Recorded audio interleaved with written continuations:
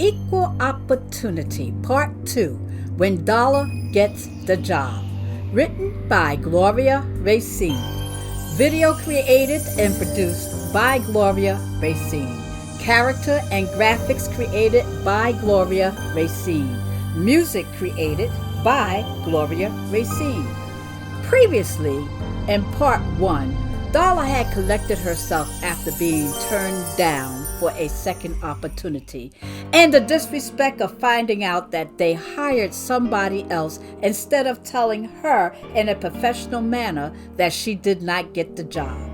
After her last meeting with the CEO, she started looking for another job, but quickly came to the realization that everywhere she went, the setup of the hierarchy was mainly white with one token powerless female of color. After a week of stressful events on the job, Darla was looking forward to the long weekend ahead because Monday is a holiday. It is Dr. Martin Luther King's birthday. Darla made plans to take her two children and mother to the African History Museum in the city. Darla lived in Silver Springs, Maryland, which is 20 minutes from D.C. The children were amazed of what they had seen and learned about their heritage. They learned about different inventors that they did not learn in school. They became confused of what they learned about Thomas Edison in school. The school taught them that Thomas Edison invented the light bulb. At the African American History Museum, they learned that Lewis Howard Lattimore invented the light bulb. Darla explained to them that Thomas Edison failed from many attempts. Lewis Lattimore invented the filament that makes the bulb lights up. Without the filament, you have no light bulb. Darla and her family spent a wonderful day learning their heritage. Darla ends the evening with them watching a video called Hidden Figures. The video is about 3 black women that worked for NASA and was responsible for their successful launches with precise mathematical configurations that enhance and cause the success of the launches. It was titled Hidden Figures because they were not recognized for their achievements until years later. Only one lived long enough to receive honors. After having a wonderful weekend with her family over the holiday, it was time for Darla to go back to work. Darla was given her instructions for the day by her supervisor, Patrice. Patrice told Darla that she will need to handle the Browns' account. Patrice did not like handling certain people, so she would give them to Darla to work with. Darla prepared for her appointment with the Browns. The Browns came in to discuss their finances and were incredibly pleased with Darla's service. They were so pleased that they wrote a positive review about her services. After that, Darla met with another client. After the meeting, Darla realized that it is lunchtime.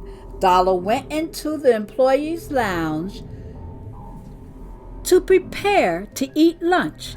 As she walked in, she heard Patrice yelling at one of her co-workers. Darla listened for a while and was not going to get involved until things got overheated. It got so overheated, Patrice threatened to fire that employee. Darla heard those words knowing her co-worker needed that job. Darla thought fast and quickly scurried into the area and scooped up her co-worker before he got fired. Darla did not ask him what the argument was about. She figured the less she knew, the better off she would be. Darla stuck to herself most of the time. She socialized with very few co-workers because she did not trust them. The environment was a clickety circle that did not include people like her. Darla heard her co-workers speaking amongst each other. One of them said, "There is another position opening with much more pay."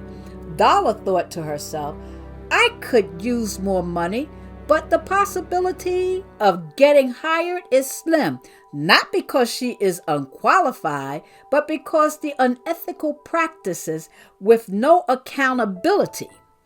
Things were going well for the company because they were enrolling many clients, which brought in more money. While more money is coming in, the manpower is leaving. There is an unbalance of elements that could stop the steady flow of income. One day, stress was at an all-time high when back-to-back appointments were scheduled to see clients. The lack of communication to the scheduler is the cause of scheduling back-to-back appointments. Patrice never told the scheduler that there were short of workers and not to schedule back-to-back appointments to meet with clients. Some of the clients were so dissatisfied with the wait and the attitude from Patrice, they terminated the company's service and went to another company. The next day, there was a staff meeting held by the CEO. He was terribly upset about losing clients and co-workers. He talked about teamwork and ideas for incentives, but was in denial of his friend who he hired fuck-ups. In the meantime, the loss was becoming enormous. Darla had a day off, even though they could not afford to let her have it. She has worked overtime, which goes against labor laws. Besides, she had a doctor's appointment scheduled for her mom on that day. The Browns needed to see a financial advisor immediately. The Browns is one of their largest account holders. Patrice had to be the one to see them. She kept them waiting for 30 minutes, which frustrated them. Patrice was rude to them and did not offer them a cup of coffee or a bottle of water, which is usually customary for the company to do. All she did was try to get rid of them by suggesting they reschedule for the next day. The Browns asked her to see her supervisor. They told the CEO about their dissatisfaction and threatened to close their account with them and go elsewhere. They are prominent people within the community, and their word of mouth could make or break the company. They made a request to see Darla. They said the black woman that serviced them the last time they were in was remarkable and very professional. The CEO was nervous about losing the Browns account. He called Darla and asked, "Can she come in?" Darla said, "I cannot. I have a doctor's appointment scheduled for my mother today." He begged Darla. Darla said, "Let me call you back." Darla talked to her mother's doctor and asked, "Can she reschedule for tomorrow?" The doctor allowed Darla to change the appointment. You would have thought they would be able to use the powerless token, but she was really no use. She used her power unwisely by enforcing the bullying tactics that her co-worker and Darla's boss used on employees they supervised. Darla calls the CEO back and told him she will come in. This put the CEO's mind at ease for the moment.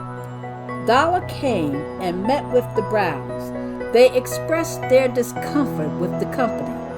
Darla apologizes. She went out of her way to make them feel as comfortable as she could. She offered a beverage of which they accepted. Darla said to the Browns, "When you need to see me immediately, and I am not here, have the scheduler call me. I will tell the scheduler she can call me anytime on your behalf." They left feeling satisfied because of Darla's compassion. Darla felt good about the outcome of her meeting with the Browns. The list of the job openings was posted today. Darla looked through the list and saw an opening for the director's position. The position was in a different sector of the company with much higher pay than she is getting now. Darla heard that Patrice and the token was going to apply for those jobs because they have director experience and Darla does not. She feared she may not qualify, but is confident that she is totally capable of doing the job. Patrice was reprimanded by the board members because they got a letter from the Browns complaining of their dissatisfaction with her service. Patrice became upset and took it out on all the employees in her path. 2 more employees quit the job that same day. Patrice told Darla that the refrigerator needed cleaning again. "I am ordering you to clean it now." Darla just looked at Patrice and walked away. Patrice told Darla that she is fired. Patrice fired Darla out of spite because she knew Darla applied for the same job she did. She knows that the token employee applied as well, but she was not intimidated by her. Darla calls the CEO and asks can she speak with him. He made room on his schedule to see her.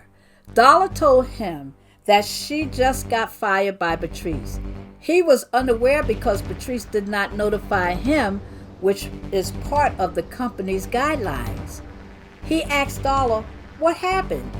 Darla told him she demanded that I clean out the refrigerator after she caused 2 other employees to quit. The CEO was at a dilemma. Darla said to the CEO, "I need your full attention. I need you to hear me rather than pretend to listen and do nothing." Darla explains to him that she loves her job because she likes helping people and making them feel good about the choices they make. "I am not here to snitch on Patrice. I am here to tell you that she is suffering, and I am the scapegoat because I am black and I have a mind of my own. I do not wish her or your company any harm, but I have proven myself worthy and capable of directing my clients and my co-workers with compassion through mindfulness thinking. We see what is happening right in front of our eyes, and you are losing employees, clients, and money because of incompetence. I applied for the director's position in hopes of restoring professionalism through mindful communication and ongoing consideration and respect for our clients and for each other. If I do not get the job, I know it is not because I am not qualified or because I am incompetent. It will be because I am black." After meeting with the CEO, Darla wanted the job, but she had already made up her mind what her next move would be if she did not get the job. A month later, she got a phone call from one of the board members who noticed Darla's interpersonal skills and was quite impressed. She told Darla that she would like to have a meeting with her and the CEO. Darla met with the board member and the CEO. They told her that under careful consideration, they want to offer her the position. Darla did not think she was hearing right. Darla was speechless for the moment, but she quickly composed herself and accepted the position graciously. She said to them, "You will not be sorry. I promise you, things are going to get better. Thank you for seeing my abilities." This is the end of part 2.